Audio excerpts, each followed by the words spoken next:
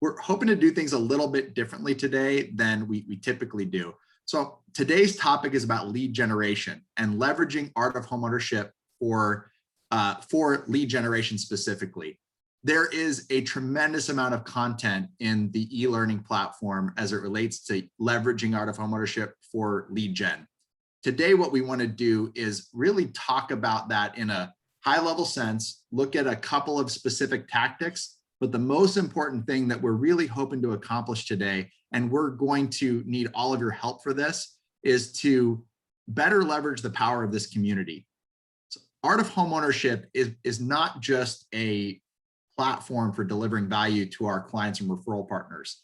In addition to that, which of course we're all gaining the benefit from that aspect of art of homeownership, it's also a commitment to delivering that value, which all of us essentially sign up for when we become art of homeownership partners.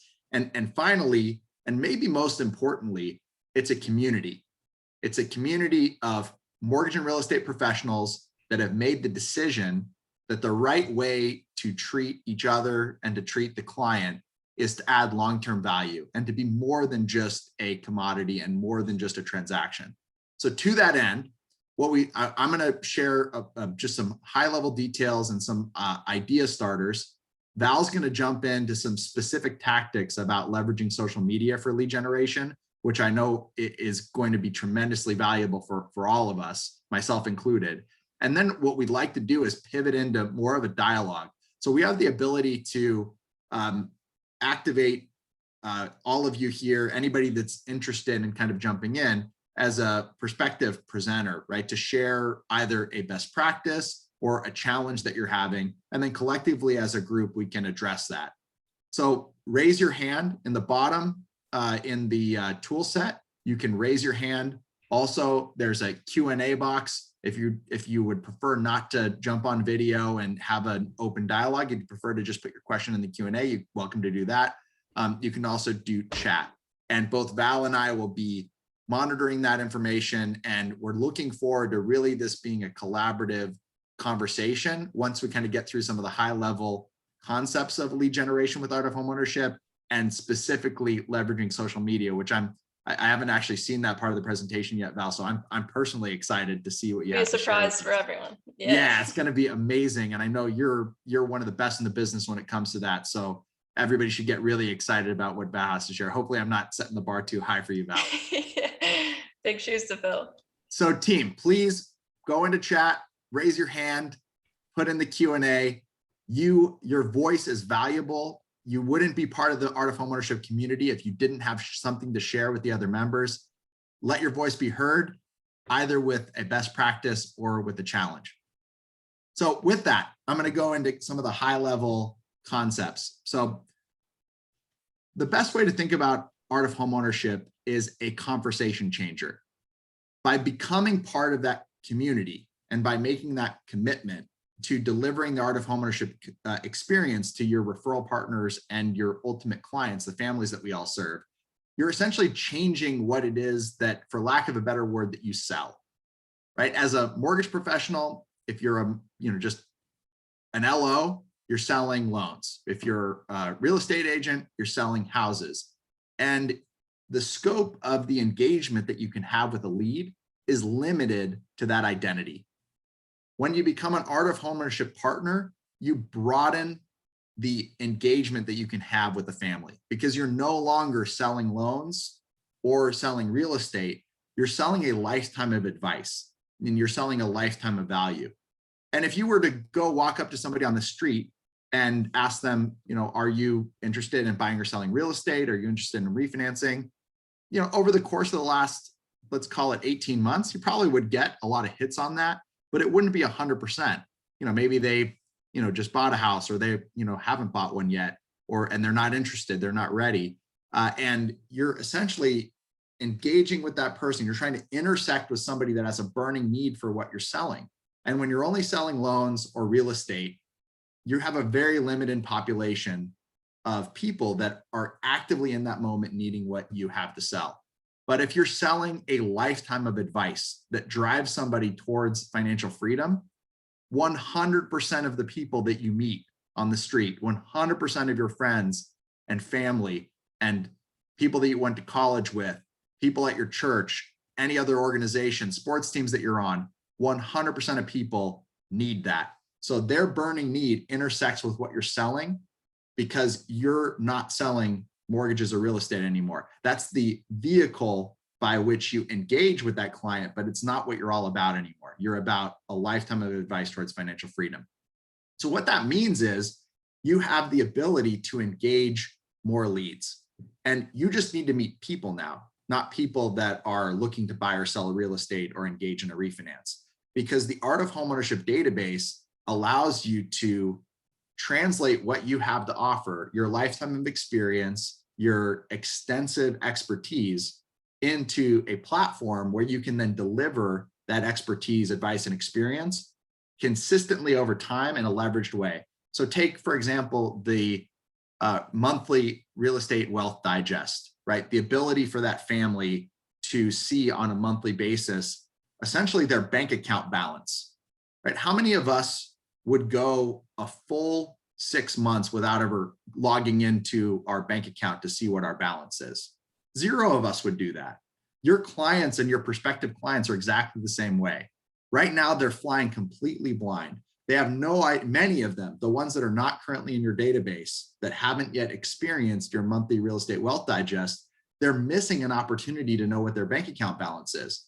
And they may and very likely are making decisions about their finances that are based on that lack of awareness, right? They're not exploring the possibility of adding an ADU to their property. They're not exploring the possibility of taking cash out to send a kid to college or to buy an investment property.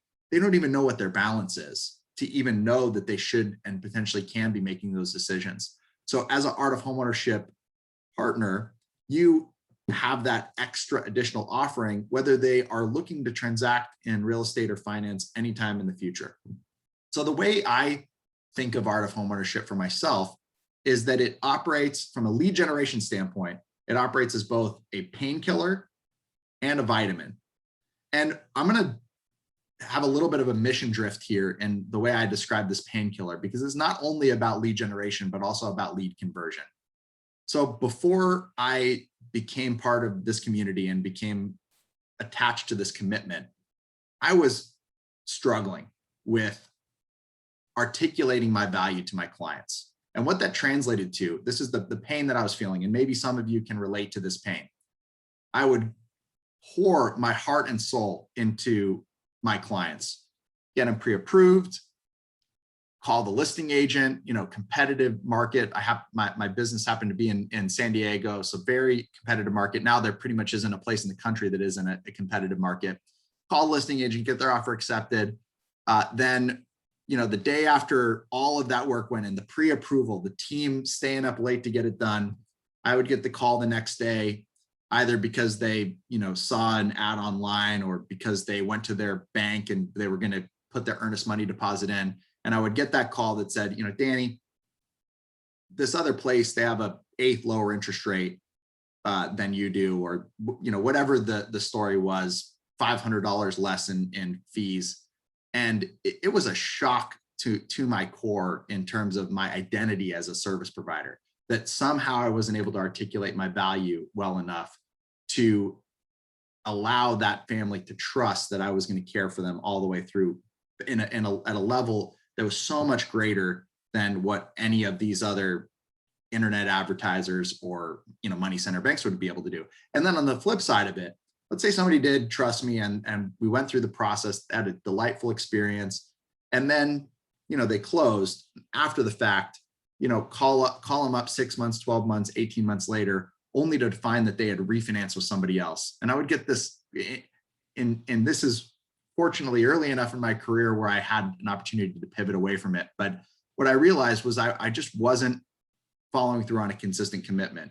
And what Art of Homeownership allows us to do systematically is generate leads before, during, and after the transaction, and maintain connectivity to those leads so that they actually convert. And that's done through all of the tools that all of you are very familiar with. So what we want to do, again, for those of you that have joined in a little bit late here, So I wanted to just frame up the idea that art of homeownership on a lead generation perspective. And I want to remind everybody of the 7 pillars. I wrote them down as a reminder to myself as well. The 7 pillars of leads that art of homeownership focuses on. So one is generating leads from realtors. That one's pretty obvious. The ability to generate leads from ancillary referral partners. So these would be CPAs, financial planners. Again, many scripts on this are in the e-learning platform. But what we want to invite everybody to do here after Val presents on social media is, if you have a win, a story of how you leverage art of homeownership to generate leads from realtors, generate leads from financial planners, generate leads from builders, from corporate affinity partners, from your database, direct to consumer, your sphere of influence, right? The 7 pillars of lead generation. We want to hear your story so that that can be shared more broadly with the community, and we can figure out how we can leverage each other better to go out with the art of homeownership message in our communities even stronger. So with all that said, do expect after Val's presentation that I'm going to start pinging and calling on people if you haven't already raised your hand. I'm looking at some of you people that I actually know on here. So you can probably count on yourselves as a fast target. But with that said, Val, if you want to jump into your social media presentation, you can take it away. Awesome. Thank you, Danny. Very well said. So what I'm going to be jumping into today is something that I see a lot in the industry doesn't happen enough, which is being strategic and intentional about your engagement on social media.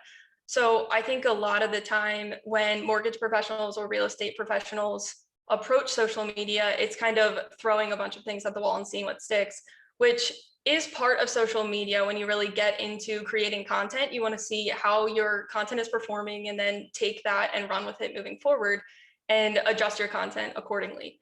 But there is really a strategic approach to social media that you should be taking. So I'm going to be going through identifying your target demographic and how to really connect with them through social media.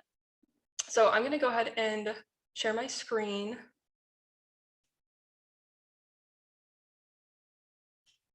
All right, can you guys see this okay? Yeah. Perfect. Thanks, Val. So marketing with intention is really the approach that I'm going to be taking to this. So number one, when you're looking at your marketing strategy, the first thing that you need to do is establish your target demographic. So a lot of people, mortgage can be related to any consumer, but if you're trying to target everyone, you're likely going to be connecting with no one because you're trying to put too much or too broad of an audience out there. So establishing your target demographic, an easy example of this is targeting first-time home buyers. That's something that you can provide so much value to them because they're so inexperienced when it comes to mortgage. They have no idea what they need to do to even get started. So a lot of the time they probably just don't start because they don't even know who to connect with, what they should be doing to prepare to buy a home or get a mortgage. So you can easily be solving those problems through social media. So that brings me to my next point, which is identifying their pain points. So again, as a first-time home buyer, actually one of my friends, this is a good example, was fully prepared to put her entire life savings into a down payment for her home, which we all know is not a good idea. So just educating people around those things is so important because then you're going to be solving their pain points and making them more comfortable with the transaction. So if you're connecting with them, solving their problems and making them feel more comfortable, that's going to create a connection so that they feel comfortable coming to you and asking more questions and then ultimately coming to you as a client. So the mindset is, instead of getting them to take action, that shouldn't be what your goal is with social media. It should be to solve their problems because that's going to result in them taking action. So put out as much content that's going to target those pain points as you can. If you're putting out some pieces of content that are targeting first-time home buyers and then other pieces of content that are targeting elderly people looking for reverse mortgages, it's going to be contradicting and it's not going to hit as many people with a deep connection as it should. So really establish your demographic as specific as you can. The more specific it is, the higher engagement you're going to see and the more success with your social media strategy. So this was a good example. I actually just saw this today. Eric Capehart is in the industry. I did get his permission to use this. He's always putting out video content, which is going to be my next slide because it's very effective on social media. He's putting out educational videos all the time. And this was a conversation that he had with one of his followers. So they had then reached out, his video sparked an idea or got them to think on a deeper level. So obviously that's the goal of social media. You want them to be a little, you want to get them thinking and get them to connect with you on social media. So then this led to him saying, my parents are looking to buy in Utah next year. Who would I contact at your company for more information? So that's just the power of social media. And I will say Eric is very consistent with his activity on social. So that's also a big part that I'm going to get to. Putting out content once in a while is not going to be as effective as being consistent with it and always putting out content.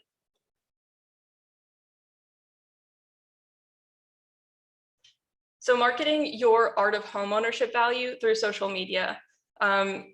Video content, I actually just put some statistics in the Art of Homeownership Facebook group today.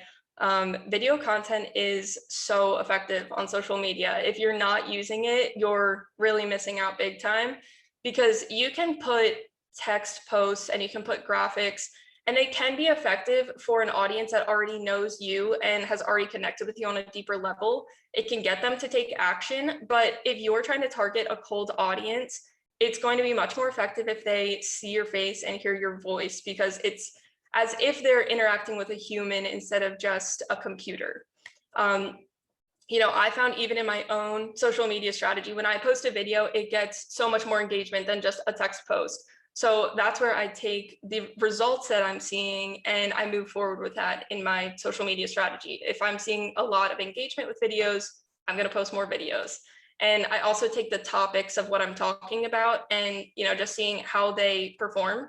So whether I'm talking about something mortgage related, that might not hit people as much because I've never originated a loan before. So it's all about knowing where you come from and what your expertise is. My expertise is marketing. So when I post about marketing, it gets a lot more engagement. Again, video makes your audience feel a lot more connected to you. And this isn't me saying that you should only be posting videos. I think it's important to integrate a lot of different types of content and see which performs better so that you can improve moving forward. So going back to the pain points, so looking at the first-time home buyer example, use art of homeownership as the tool and the value proposition to present to those first-time home buyers. So a lot of their anxiety isn't just, I'm starting out and I don't know what to do. It's also what happens next. They've never owned a home before and they don't know how to maintain it. So that could be a huge value add to them, saying, I'm going to continue to, be by your side. They kind of want a handhold. So you're going to continue to provide that value for them and educate them around owning a home, because they likely have no idea what comes next. So that's going to be a huge problem solved. So communicate that through a video and say, if you're a first-time home buyer and you're having these feelings, it's completely normal. You want to normalize the way that they're feeling, and then say, I have this tool that's going to solve that problem. So like I said, the first-time home buyer example is a perfect one and it's an easy one, but this can be related to anyone. Talking about reverse mortgages, elderly people who are looking to get a mortgage, they don't know how it works. There's a good chance that they have no idea. So just educating them and targeting that target demographic and saying, I understand where you're coming from, but this is how I'm going to solve it, will make them feel so much better. And that's your opportunity where you can put them on the Art of Homeownership platform when they do reach out to you with any questions. That's a huge value add, and it just shows that you care about their feelings through the process. And if they have anxiety, you're going to try to solve that. Trust is the biggest thing when it comes to this transaction, because it is the biggest investment that they're ever going to make. So building that trust and making sure that they're comfortable with you, they are viewing you as a subject matter expert. So that's really your opportunity on social media, is to establish yourself as a resource, because that's what you are. You're an expert in your craft. So make sure that you're positioning yourself that way on social media, and it will welcome people a lot more. I would also say, Oh, go Yeah, go ahead, ahead. please. No, I don't want to interrupt you, but I do have a thought I want to add when you're done. Okay. I was just going to say, I see this a lot on LinkedIn, kind of positioning yourself as too formal or too professional. I think it's very important to have your own identity, your own kind of vibe that you put out on social media, but you also want to make sure that you're approachable. So a lot of people on LinkedIn, it almost looks like it's a robot writing their posts. It's so normal. I mean, we're all humans and we know that we're humans. So showing that and showing vulnerability, that's a big opportunity, because it will welcome people to reach out to you a lot more because they see that you're a human being experiencing the same things that they are. But go ahead, Danny. Now I have two things I want to share because you just reminded me of another one. Team, I've kind of lived my life and crafted my business around very simple concepts, right? I like formulas. That's just the way my brain works, and I like systems. So what I would like to offer in support of Val's, formula essentially for how to engage on social media is problem. So that's the first place you want to start. What's the problem that you're trying to solve that your demographic audience is feeling consistently? Empathy is the second component, and then authority. So first-time homebuyers are nervous about the process. They don't want to get taken advantage of. They don't want to, buy in a bubble. There's so many things that they're feeling the emotions around, right? Just to use that same example. Empathy. I was a first-time homebuyer once. I experienced exactly the same range of emotions. Actually, just to be really honest with this group, every time I bought a house, whether it was my first house or my fifth, I felt the same range of emotions. I remember in my current home, reaching out to my coach and just saying, I know all the facts, but I just want somebody to tell me that I'm not buying in a bubble. I literally had a week prior given a presentation entitled "We Are Not in a Bubble," and I still needed that reassurance, right? As a home buyer, let alone a first-time home buyer. So empathy, I feel you. I've been in your shoes before. And then authority. This is why everything's going to be okay. And this is why I'm the solution that will be able to support you. That equation, if applied consistently across your business, problem, empathy, authority, is an absolute winning combination. And I think really just a re-expression of what you just shared, Val. Yeah, there's a good example too. And this is someone on LinkedIn, actually. Like I said, people a lot of the time will come across a little too formal on LinkedIn, but if you have that funny personality, you can incorporate humor into your marketing strategy. So it was a really good example I saw on LinkedIn. There was someone in the industry, they have a lead nurturing company. So he always posts memes about how marketing and sales kind of don't get along. I know Joe's on here right now. So it's talking about how marketing wants to take charge of, producing the leads and sales. So he's hitting on the pain points that a lot of people face in business, where, you're producing the leads. So where does that disconnect kind of happen? And he's always touching on pain points. And one day then he just posted and said, I know a lot of the time I post about this this company that I work for, and he said, I just want to provide a little bit more value, and then posted a video that explained what their service does. So again, it's not saying, here, use our service. It's saying, I know you're experiencing these problems. By the way, this is what we do, and this is how we can help. So I thought it was really smart, because a lot of the time he doesn't explain what the company does. He's just hitting on those pain points, which was really effective. And another thing, and this is a little bit impromptu, Val, because the next thing I'm going to share could probably be a mindset or a tactic in and of itself, separate video. And some of you that might have seen me speak before might have heard me share this before, but if you haven't, I highly recommend taking a note on this, which is when you said trust is the goal, right? Trust, the quote I like to share is, trust is the only currency, right? That is what we're all seeking. We're all seeking to be seen and to feel and give trust. And many years ago, I heard about this thing called the trust equation that literally changed my life. So I'll share it with you now if you haven't heard it before. So trust equals credibility plus reliability plus authenticity divided by self-orientation. So if you apply that to what Val has shared about social media, right? If trust is those things, right? Credibility, are you an expert, right? Do you know what you're doing? Do you have the power to provide the authority that's going to solve the pain point? Reliability, are you consistent? Do you show up when you say you're going to show up? Do you do what you say you're going to do? Authenticity, are you your true self, or are you a version of yourself that you want the world to see? The more authentic and aligned you are with your true self, the more other people will trust you.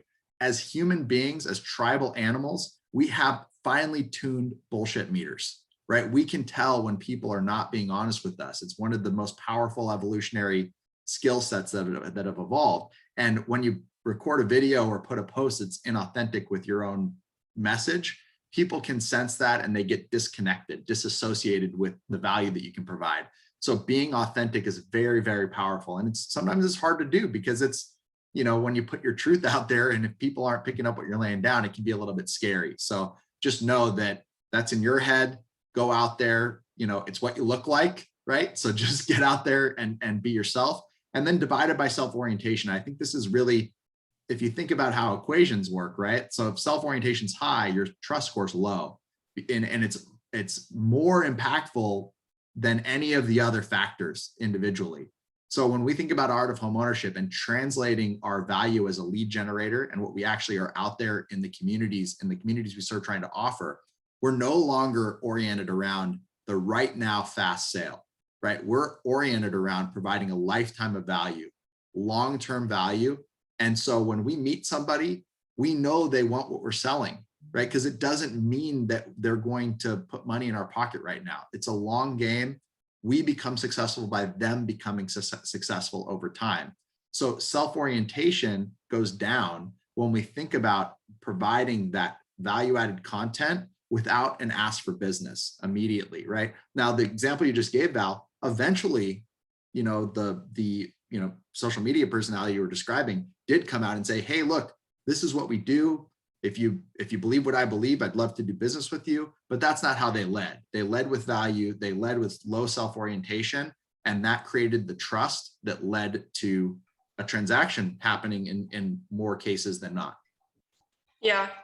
Yeah. And I think going off of authenticity on social media, I think it's a really tough thing because we're being vulnerable by putting this video content out on social media because it's scary. You should have seen my first interview ever on social media was horrendous. I can't even watch it anymore because it's cringy, but that's what we have to do is take the leap and just start, because when you're consistent with it, you will improve. That's the only way that you can improve, is starting and creating videos, putting yourself out there. And I think it's also important to think about the last time that you watched a video and judge someone based on how they looked or how they sounded. No one actually cares. And that's kind of what you start to realize when you're putting content out on social media, is you just see how the post performs. And if it doesn't do well, you take it and improve next time. So it's also important to not attach your self-worth with how your posts are performing on social media, because I think it's a very easy thing to do. But if you look at it very matter-of-factly and just say, okay, that post didn't do well, I'm going to change it up next time and see if that content performs better. That's something that it's tough. And I've struggled with it a lot because you want to take it personally because it's you posting things on social media. But it is really an effective tool to have in your business. So I would encourage you to take action as soon as you can with video. And, our team is here to help. If you have any questions, there's tons of resources that you can look into to really get started and bump up your social media game. You're muted, Danny. It's got to happen once. Yeah, no, exactly. It wouldn't be a Zoom call without it. I think you had one more slide, Val, that you wanted to get through potentially. I think I worked that into the conversation. Okay, cool. All right, team. So moment of truth. We haven't seen any chats come through or Q&As, or I'm not sure, Val, if you can see any raised hands, but again, I want to emphasize that the real power here is the community. Now, I can and happily will talk for the next 28 minutes because it's one of my favorite things to do is hear myself speak. However, the real power of this community is all of you, not us. Obviously, the platform is powerful, but the commitment in the community is really where art of homeownership shines. So would love to hear anybody share a story of how they've recently had a win from a lead generation perspective, be it with, capturing a realtor that they've, or, not capturing, maybe that's a bad term, but, getting into a relationship with a realtor that they've been pursuing for some time, or, landing a builder or a financial planner that they've been pursuing for some time. So would love to, or maybe even more powerfully, if any of you have challenges that you're facing right now from an implementation standpoint, where you're having a hard time getting traction or scripting out art of homeownership in a way that's landing with your referral partners, that's another area that we'd be happy to kind of delve into today. So if anybody would like to be brave and volunteer, I'll give a second here for hands raised. Otherwise, we can just kind of launch into some of the pre-arranged content, which I just, spoiler alert, people, I guarantee you that hearing from each other is going to be a lot more interesting than hearing from me. Nobody? I do know, and I know it's his first call and I don't want to call him out, but David White had a really cool post in the Facebook group when he met with some realtor partners. He had a huge win. So if he's willing to share it, I think it would be really powerful. David's coming in hot. All right. All right. Can you guys hear me? David, yes. Thank Hey, you. how's it going? How's it going, Danny? Going well, man. So I'll share this story, but before I do that, Val, so on the social media stuff, what would you suggest? Would you suggest reels, stories, post, combinations of things? Like, what would be the route to go on social media? First and foremost, I want to apologize if my dog is barking in the background, but I would say, David, that's a really good question. You have to kind of get a feel for what your audience wants to see. So starting out 100% mix in all different kinds. I use Reels for obviously longer videos on Instagram, but I also post a lot and use stories, because stories are a little more collaborative and people can kind of see the behind the scenes of what you do on a daily basis.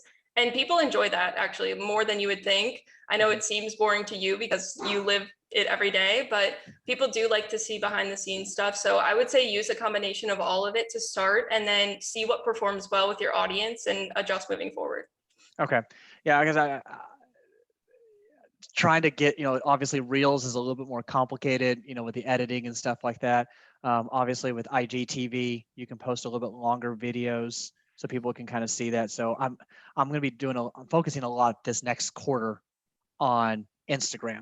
So that's like what Awesome. my main focus is. So I also want to incorporate a lot of the art of homeownership. Now, I'm probably just going to take the videos that you guys have created, and I'm actually going to upload those once a week as an Instagram.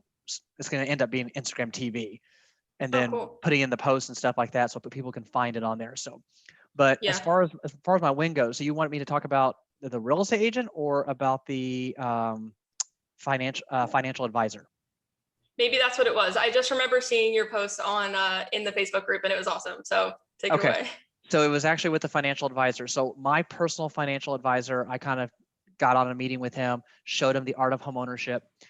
He was really impressed with it. So I asked him, because obviously I didn't know where to begin with as far as estate attorneys, people like that. And so I just said, hey, do you know of anybody that's in these categories that I could talk to? And so he sent me one of his clients, which was actually his estate planner.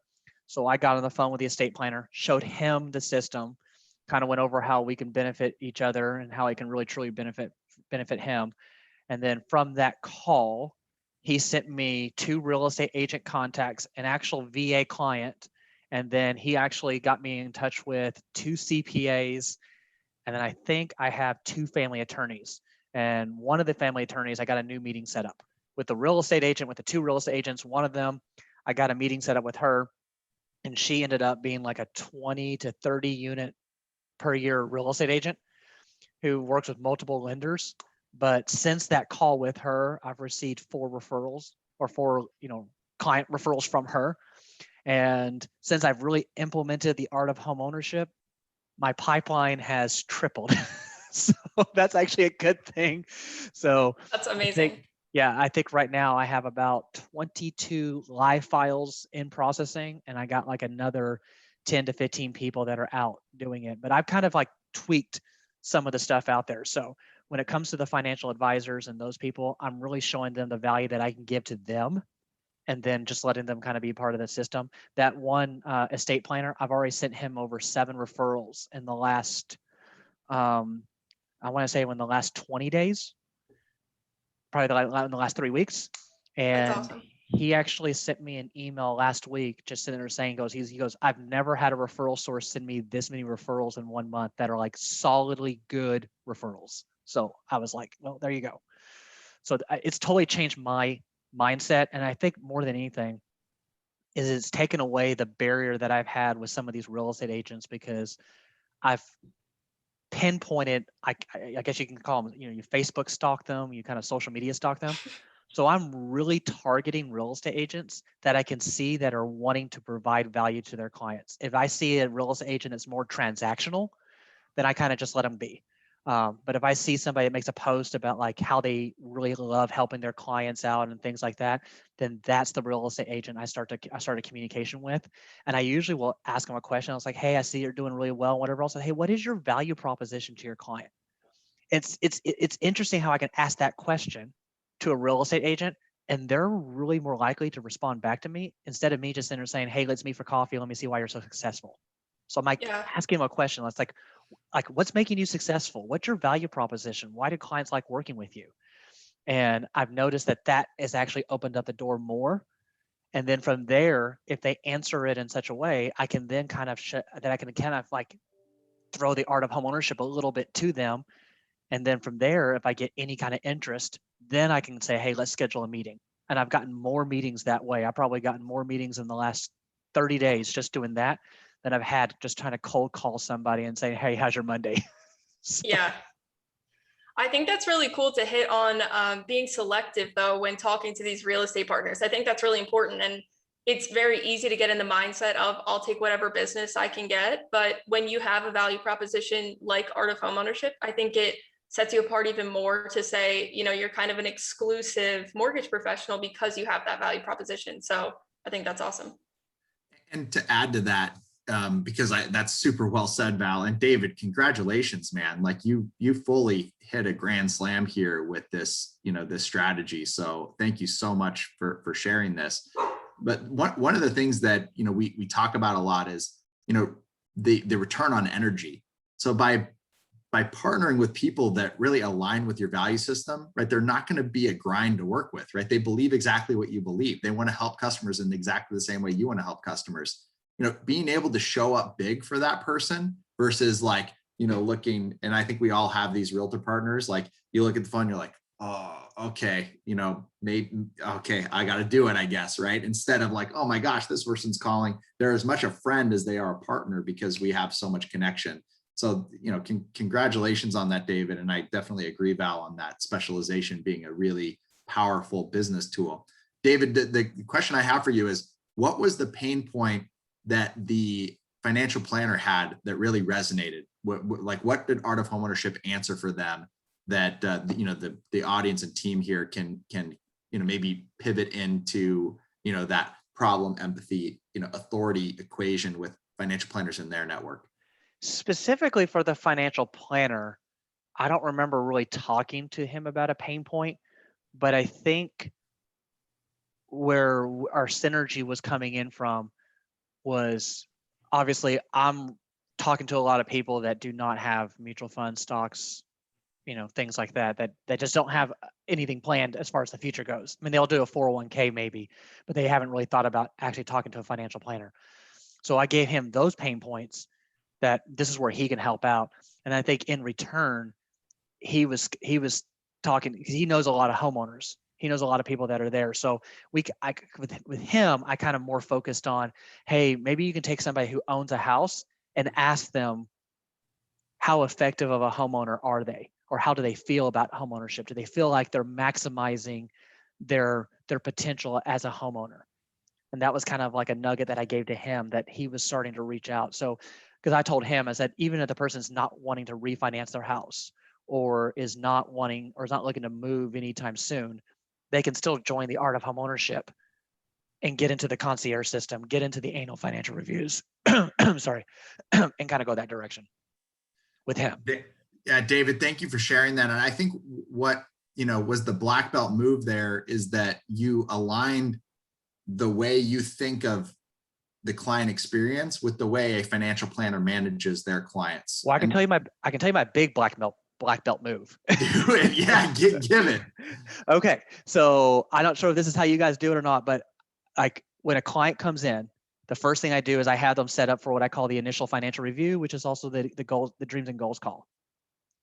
I actually had them do some homework up there up front. And I said, hey, this will help speed us up. And you guys can go grab this form. It is on MGIC's website. So one of the PMI companies.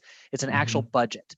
And so I send this budget sheet, and Val, I may just email it to you so you can just don't have to go look for it. But I send them this budget sheet and I ask them to fill it out prior to if they can. It's surprising how many people do not know what their budget is at all.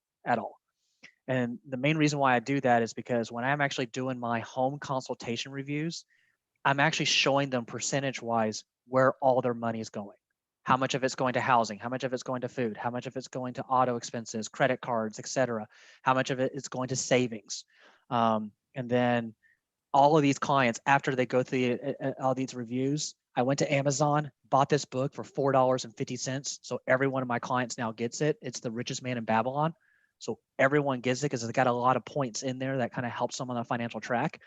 And by the time I do the initial financial review, go with a budget call with them, get them to apply for a mortgage loan, then do the home consultation, and then give them the book, they're done. They're sold. And at that moment in time, that's when I've noticed where my business has picked up. I'm not losing people due to rate. I'm not losing people due to some of this other stuff, because obviously part of my presentation, and Val, I may just take one of the presentations that I sent to somebody and I may just email it to you so you can actually see it. Yeah, I love that.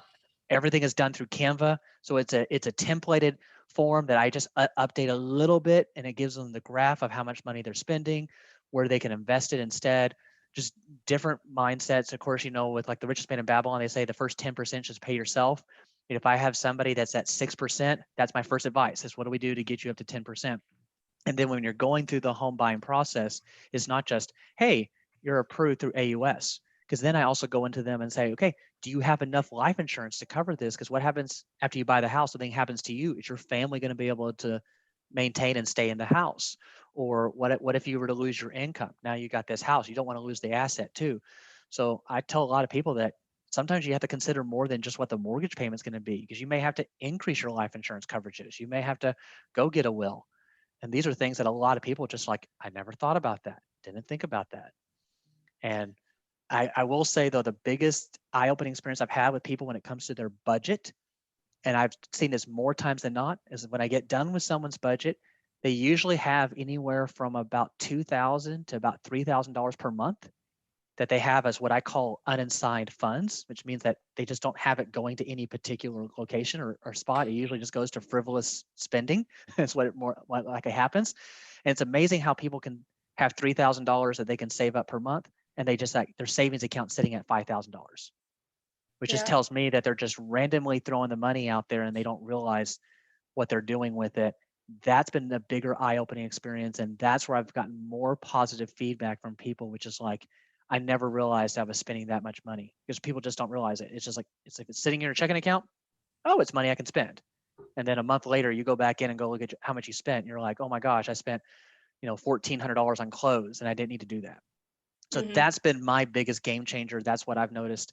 And because of that, the real estate agents are starting to feed off of it, and they're starting to pick up on this. And that's when my real estate referrals really, really started to pick up. I got real estate agents that were only sending me like maybe 1 or 2 people a month that are now sending me 6, 7, 8. David, that's incredible. And I will share, and Matt, this is kind of in response to your question too, that you put into the panelist chat. Richest Man in Babylon is one of my favorite books. Another one that really helped, kind of inform my own personal finance strategy. That one, most influential easily, was Richest Man in Babylon. And then the next was Money Master the Game, which, gosh, why am I forgetting who wrote that? It's Tony Robbins wrote Money Master the Game. Yeah, great book.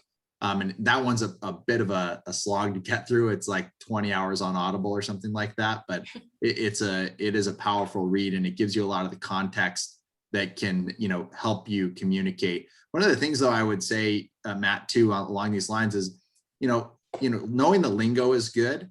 But as far as being a financial planning expert, I don't know that we necessarily need to do that. You need to know a little bit about everything, but having trust in a partner and being able to say, look, you're the pro, right? That's why we've built this community. And David, that was just an amazing series of shares there.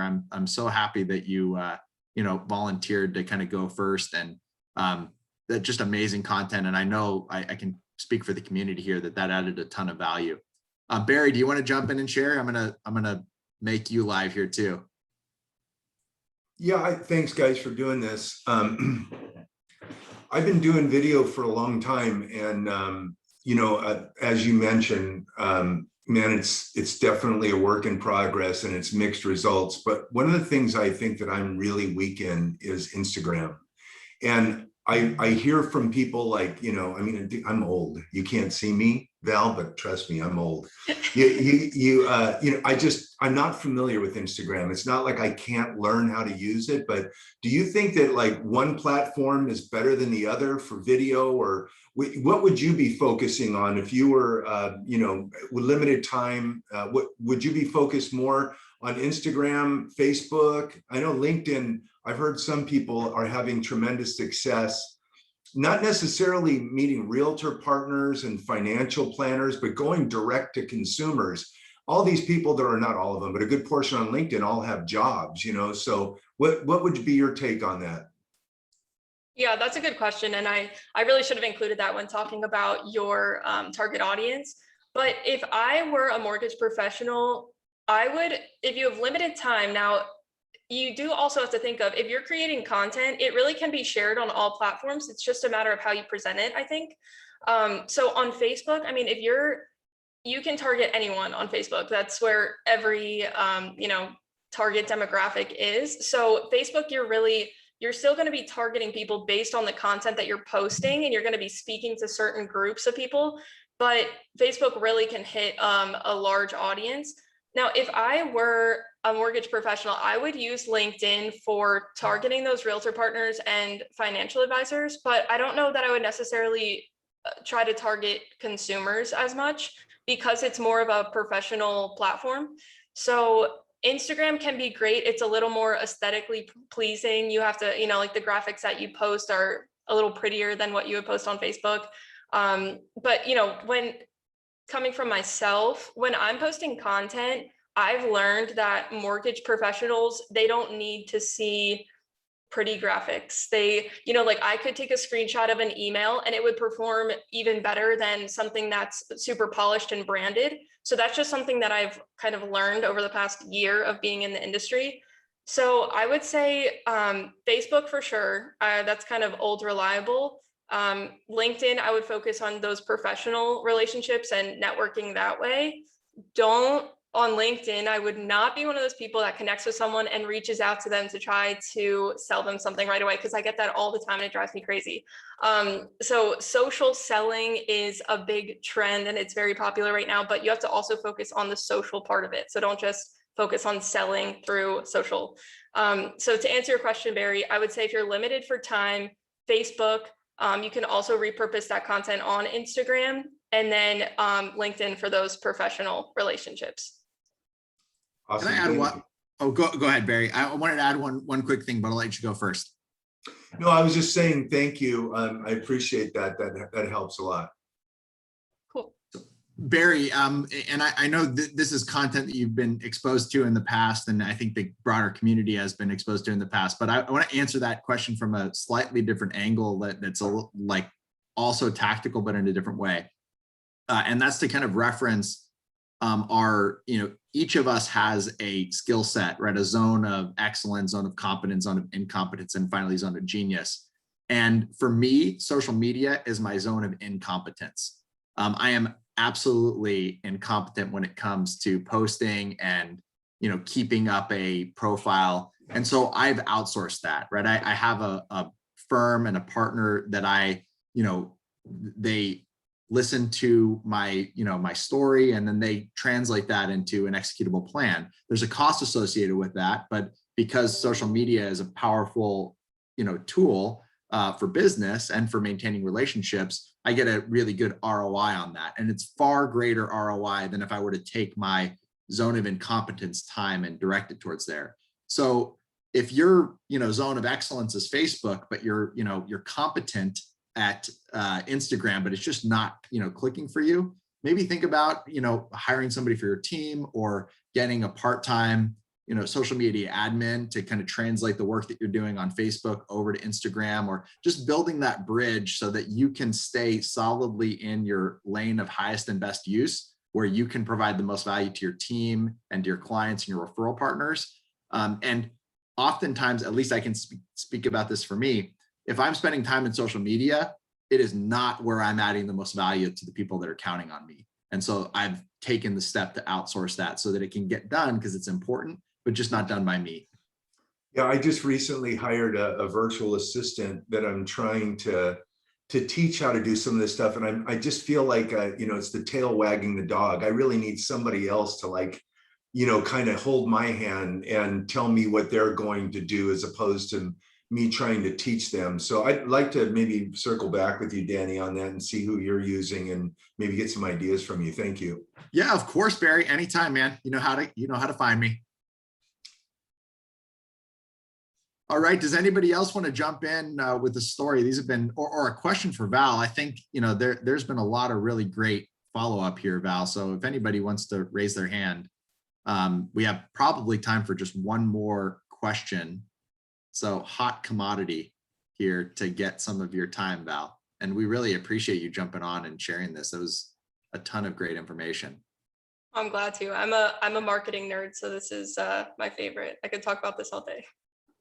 Well, if nobody's going to go, let me ask you this, because it is your business to create awareness for art of homeownership and our mission and commitment on social media. So right now, if you were going to go and pick only one aspect of the platform that's going to resonate with a community, realtors, financial planners, or even end user clients. And team, I want to emphasize how important it is. This might be the most important thing for us to be doing right now, is building up our database of future clients. Like engaging with that idea that you no longer sell mortgages, you sell value, and you sell advice, and you sell the consistent delivery of communication from the platform. Get out there and get people into your art of homeownership database, whether they're thinking about buying or selling real estate anytime in the future. If they're a renter, if they're just graduating from college, it does not matter. The future of this business is about creating relationships. Let me say that differently. The past, present, and future of this business is about relationships.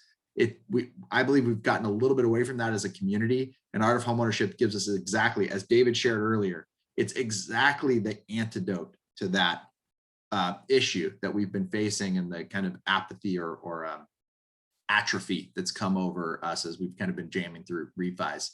So leverage it and make it happen. So Val, I know I kind of didn't leave you a lot of space here to answer the question, but where would you go if you had one opportunity to post, and what advice do you have for the group? I would say just communicate your value and how your morals are different than the rest of the industry, because I think people, the whole Simon Sinek book, I highly recommend for anyone coming from marketing strategy, start with why. So why are you investing in this platform? The value that you're going to be bringing them, as opposed to other people in the industry that are just very transactional, or kind of going to abandon them after the transaction. So, I think there is plenty of content opportunity to really touch on every part of the platform. So create videos talking about each tool that they will be able to use, when they're working with you, and how it's going to impact their financial success. I think that's all really important, because they kind of all work together. But if I were to, one video that you would post, I would say, talk about your mission and why you believe in the art of homeownership. I think that really resonates with people, and it builds a connection when they know why you're doing something. And team, let's take the evidence that David provided earlier.